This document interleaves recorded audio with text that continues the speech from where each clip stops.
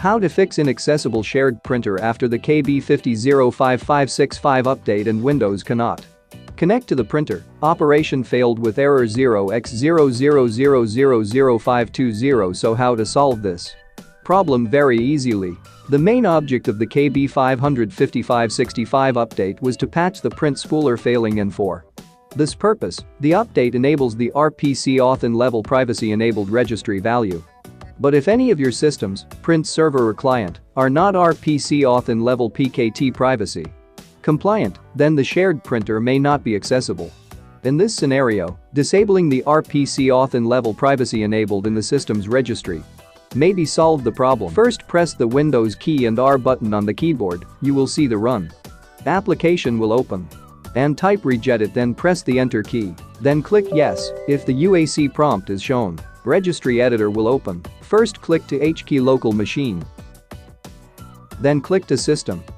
Thereafter, click to Current Control Set. Then click on Control. And find Print and click on it. Now, in the left pane, right-click on the Print key and select New D-Word 32-bit value.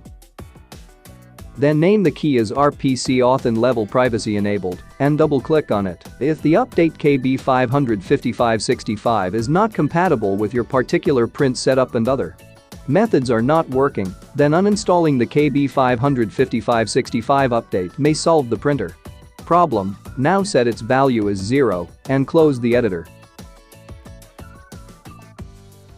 Then check if the shared printer is accessible to the client systems. After that, go to the network and try to connect to the shared printer. You will see that the printer will connect without any problem. If the issue persists, then restart the print server as well as client systems and check if the printer issue is resolved. I hope this video helped you. Please share it with your friends also. If you have any doubts related to this, let us know in the comment box below. If you liked the video, don't forget to like, share and subscribe to the channel.